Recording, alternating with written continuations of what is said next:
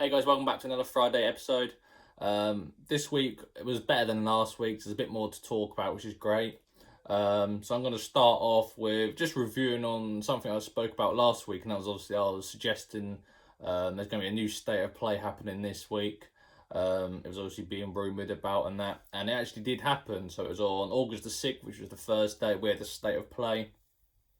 There was no big announcements for PS5 release date, price, or anything like that, which is unfortunate. But they did mention beforehand there would be no big announcements. So, I mean, we didn't go in expecting there to be, but you also sort of feel a bit disappointed at the end when there's not been anything to sort of that wow factor really. So just to start off with state of play, I'm just going to go through a couple of games that sort of stood out to me.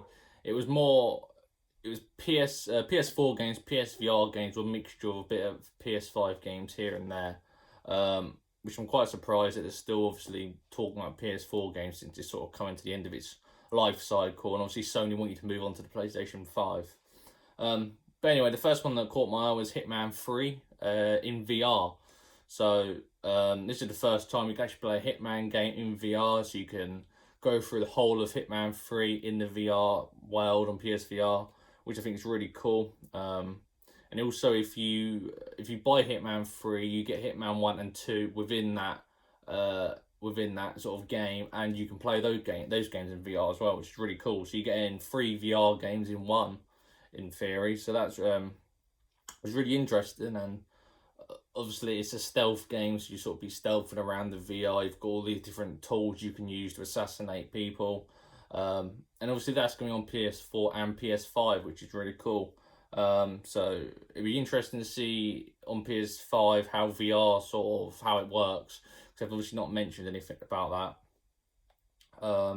I presume it might have better resolution, but I'm not sure how much the PS5 can change, obviously because the hardware comes in like the PSVR box and stuff, so I'm not sure how that'll work. But I mean, VR is still great. It's obviously PSVR is a bit outdated now compared to some of the ones PC have now. But it's great to see that such big games are still taking use of this tech. So obviously it's still quite early in new tech. So it's great to see big games using it, and hopefully it'll encourage more and more, and it'll just keep advancing what they've already built on. So moving on to another VR game, we have Star Wars VR Vader Immortal.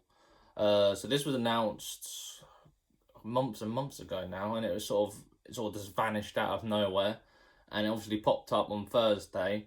And it's obviously a Star Wars VR game, first person. It looks more like a sort of like a sandboxy type of experience. So it's not like you AAA going around the map with the lightsaber and stuff. To me, it looked a lot more fixed in one location fighting enemies. I could be wrong, but there's no actual gameplay of you sort of walking around the area and stuff. So if you could wield different lightsabers, you also get different moves to the lightsabers. You can chuck them. I presume you had to have dual lightsabers at some point, and you'd be blocking different shots and stuff, which is really cool. And then you also have different force abilities as well, so you can obviously wield electricity. You can like pull enemies towards you and like launch them away and stuff, so that's really cool. I'm not too sure when it's set. Obviously, Darth Vader is in the game, so that sort of gives you a rough idea when the game could be set if it follows lore. I ain't sure if it follows the whole story in the Star Wars saga or not. So obviously stormtroopers, they're in the game as well, of course. And the game's out on August the 25th, so I mean we've not got much of a wait to see gameplay or more of it, and see sort of how the reviews sort of give the game really. But yeah, I thought if you're a Star Wars fan, be actually having to be able to wield a lightsaber in VR is really cool. Obviously, if you can use the move controllers as well, it definitely enhances that experience. Apology if you can't see any sweat; it's actually boiling in here. Very hot at the moment in the UK. So yeah, our final game that I want to talk about is Hood Outlaw and Legends. So this was probably the biggest surprise throughout the show, really, because it did look really cool. It's by Focus Home Interactive, so you might be familiar with their work. They recently they done Vampire, which was quite a cool game, and they're an interesting company actually, because they sort of started off making smaller games, And then sort of every year they keep developing more of these games. Obviously, Greedfall actually was another game they recently brought out. And you can definitely tell these games are getting bigger investments. They're sort of more like, they're sort of like double A stage. They obviously sort of want to push into a triple A game, but I don't think they're quite there yet. But you can definitely see the improvement. They're definitely a very good and upcoming studio. But yeah, this game's a 4v4 competitive multiplayer game with PvE enemies. So it's like a PvP, PvE type experience. It's medieval, so you've got swords, arrows, and stuff. And to me, it's third person. To me, it looked a lot like For Honor with Assassin's Creed combat. So that sort of mixture. But the way I've explained it does sound like For Honor, because For Honor does have one of those modes where it's 4v4 and you obviously have other enemies running around and stuff. So this is an interesting one. I don't know what sort of take they're going to give to us with this, because it's obviously very similar, so how they're going to differ the two games. Obviously, For Honor was made by Ubisoft, good 3 or 4 years ago now. But yeah, this game's coming in 2021 on PS4 and PS5. That's sort of all we got, really. I've looked around online to see if there's any further information, but there's been nothing leaked or anything. I guess if you like medieval, it might be something for you. I don't know if there's a single player mode or anything, so it could be multiplayer only.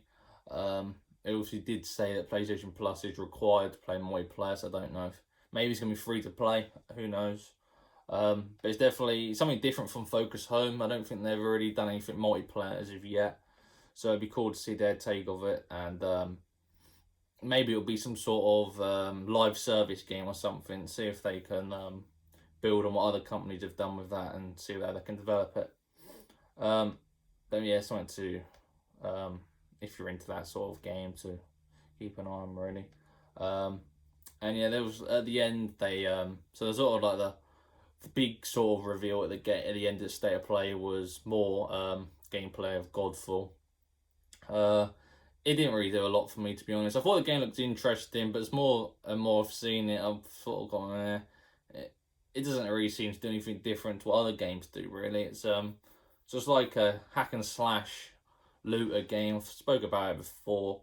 All content's in the game at launch, so it's not a live service game. No microtransactions, and you obviously just sort of go around the different worlds and fight enemies. Really, I think it looks quite linear. We got to see a bit of a boss fight at the end, and I thought it looked really poor, to be honest. The sounds weren't great of when you're actually hitting the armor. There was no wear and tear on the armor when you're smacking it. Like you'd expect for something PS5, the armor would be breaking off, and you might see like part of the enemy's face, or just something a bit more visually pleasing and just more exciting, really. And yeah, the boss also sort of stood still and just like swing his axe a couple of times, maybe move forward a bit and launch forward. But it was quite simple. They did say it's obviously a work in progress, but I mean, if the game's coming out in November, it looks like it's got quite a bit of work to catch up. But nevertheless, I wouldn't personally pay the full price if it's going to be like a £60, £70 game. It looks more like a £30 game. But I mean, it's something else to play at the launch, really, isn't it? So moving on to our next piece of news, and this come earlier in the week. So it's SpiderMan is exclusive to PlayStation players if you buy Marvel Avengers. So this one is quite topical, really, because having an exclusive character just for one platform is upset a lot of players, should we say, especially ones who are already excited for the game on PC and Xbox and wanting to play Spider-Man. So I'm quite shocked they've actually made the whole character exclusive to a console. Obviously, they sort of said before on one of the first War Tables they did that there'd be some sort of Spider-Man content exclusive for PlayStation players. So you're sort of thinking, well, you might get some sort of skins or something related to the Insomniac's version of Spider-Man that you get in the game. But it obviously turns out that Spider-Man is exclusive to PlayStation, full stop, the whole character. He's obviously coming in 2021 as a free character. He'll feature skins, moves from the old Spider-Man comics. So obviously they've obviously put all the effort in really to make him like all the other characters in the game with all the old moves and stuff that you can unlock. But I mean, personally, um, if it's a deal that Sony have got with Square Enix, so obviously the Sony own the Spider-Man movies, but don't own the character. But it's obviously a deal they've worked out with Square Enix to get the whole character on PlayStation only. So I mean, it's a great deal for PlayStation players. Great deal for Sony and PlayStation because I mean they're gonna get a lot more players choose PlayStation over like, Xbox, for instance, to buy Marvel Avengers. But I mean, for players who don't own a PlayStation, it might be quite annoying, especially if they're into Spider-Man. And obviously, with the whole having certain things on one generation or one platform and having things on certain platforms, it upsets a lot of players, and I can understand why. But I mean, it is what it is, really. And yeah, it's unfortunate, but I mean, if PlayStation have bought that deal, then I mean, it's obviously a good business point. I guess we have to look at it, and yeah. Anyway, moving on to deals of the week. So this week is a bit different again because obviously I've been looking around. I can't find any great deals. But I had noticed that Borderlands 3 is free to play until the 12th of August on Steam. So Steam obviously have the longest version of Borderlands 3 this weekend. PS4 and Xbox have it till the 9th. And Stadia actually has it till the 10th. So Stadia is quite a surprise one, actually. Borderlands 3 free to play on there.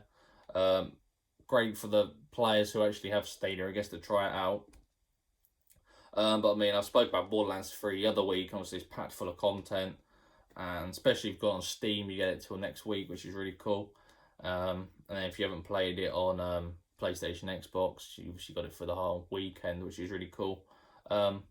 I believe it's still £10 at Tesco as well. So if you do like it, you can actually give it a free trial.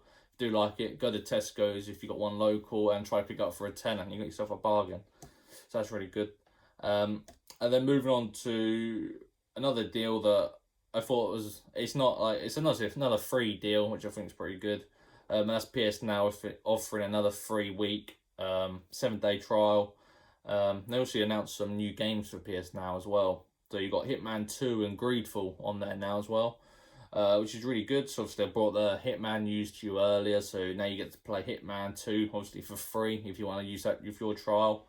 I believe it's $8.99 a month if you didn't have a trial. And then you got Greedfall, which I also mentioned as well. So that's an RPG game by Focus Home. I wasn't a massive fan of Greedfall, if I'm going to be honest, because it was quite AA rather than AAA, and I just thought the combat and that was a bit janky. I didn't think it was the greatest, but I mean, give it a shot. I know there's a lot of positive reviews on that. Maybe check a review out and just see what you think, really. And then a couple more. There was Spider-Man on there as well. If you haven't tried Spider-Man yet, I think most people have. But again, it's on there if you want. And Watch Dogs 2. So you've got Watch Dogs 3 later in October. So get familiar with Watch Dogs 2. It's obviously set in San Francisco, different to London. Different protagonist. And I think there's a lot of different sort of mechanics in Watch Dogs 2 that'll be in Watch Dogs 3, of course, because it's an older game. But I really enjoyed Watch Dogs 2. I did platinum it as well on PlayStation. I think the world's very vibrant. I think it obviously it's a bit of an old game now, but the graphics still hold up really well, so that's really good. And I definitely enjoyed my time in San Francisco. So I don't think there's any events announced for next week. No, so the whole calendar's empty for next week. We do have the DC fandom coming up, I think, on the 22nd of August. So, I mean, we've got a couple of weeks wait for that yet, but that's something to look forward to. And then we also have Gamescom opening night live on the 27th of August. I'm not familiar with Gamescom opening night. I think it's just sort of a whole lot of trailers, really, sort of like a little conference just to start the whole long weekend off. So there'll be new announcements, new trailers, new gameplay trailers, and that sort of stuff. So that's obviously something to look forward to towards the end of the month. Apart from that, we're still waiting for another PlayStation event, obviously for the PS5 dates, price, maybe a bit more Spider-Man Miles Morales. We can see some more gameplay, new features and stuff. And then we're also waiting on Xbox's console launch date and price, as well as the rumoured Lockhart, which is their digital-only Xbox that's meant to be announced some point soon. So, I mean, we still got that to come. I think, obviously, Xbox did say they're doing an event every month, so we still got that August event to come. So, I mean, that could quite easily come this week. Obviously, it's empty, so it'll be a perfect week to sort of put in the middle of the week, maybe on like a Wednesday, and then obviously we want to be talking about Xbox and that could be anything happening in the week, so maybe that'll be something they'll do soon. But apart from that, have a great weekend, enjoy the hot weather, especially in the UK, and I'll see you soon.